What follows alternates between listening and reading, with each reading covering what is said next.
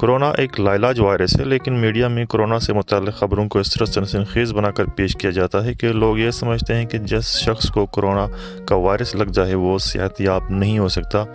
جو کہ بالکل غلط ہے۔ کورونا وائرس، جیسا کہ آپ کو معلوم ہے کہ اب تک اس کا کوئی علاج دریافت نہیں کیا جا سکا، لیکن اس سے ڈرنے کی سب سے بڑی وجہ یہ نہیں کہ یہ خطرناک ہے، بلکہ یہ کہ بیماری کے شروع میں اس کو ڈائگنوز کرنا، یعنی اس کی تشخیص مشکل ہے۔ دوسرا یہ کہ اس کی کوئی دوا نہیں ہے، اور تیسری یہ کہ یہ آسانی کے ساتھ پھیل جاتا ہے۔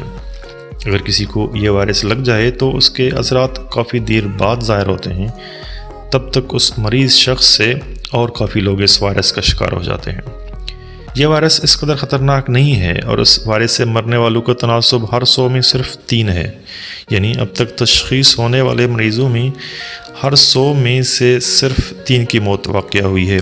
اور مرنے والوں میں زیادہ تر وہ لوگ شامل ہیں جن کی عمریں 50 سے زیادہ تھیں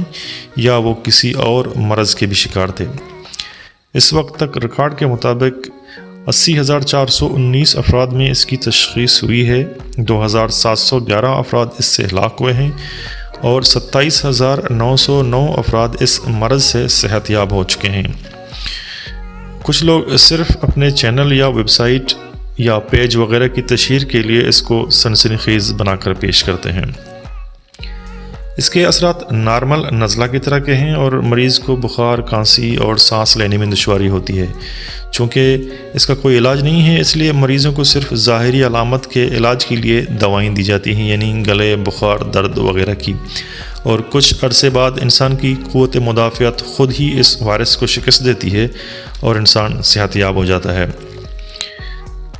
اب تک سامنے آنے والے کیسز سے یہ معلوم ہوا ہے کہ یہ وائرس صرف انسان سے انسان میں پھیلتا ہے، اور اس وائرس کی زندگی کے لیے ضروری ہے کہ یہ کسی زندہ انسان کے جسم میں موجود رہے۔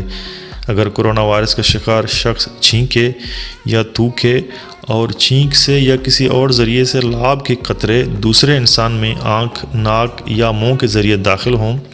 تو وہ شخص بھی اس وائرس کا شکار ہوتا ہے۔ انسانی جسم سے نکلنے کے بعد یہ وائرس گو کہ زیادہ عرصہ تک زندہ نہیں رہ سکتا، لیکن اگر کسی کورونا وائرس کا شکار شخص اپنے منہ، ناک یا آنکھ کو ہاتھ لگائے اور پھر کسی چیز کو چھو لے،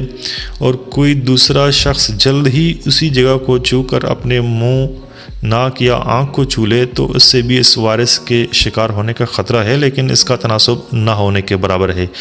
اس کے علاوہ یہ بیماری ان لوگوں کو زیادہ جلدی لگ سکتی ہے جو کہ پہلے سے کسی بیماری کا شکار ہوں۔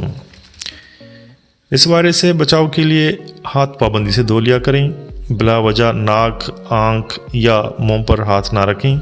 اگر کوئی شخص چھینکے تو اس سے دور رہیں۔ اس کے علاوہ سبزیوں اور ایسے پھلوں کا کثرت سے استعمال کریں جن میں وٹامن سی پایا جاتا ہو، اور کوشش کریں کہ ورزش یا کم از کم روزانہ واک ضرور کیا کریں، تاکہ خدا نخواستہ کسی بیماری کی صورت میں آپ کی قوت مدافعت پہلے سے مضبوط ہو۔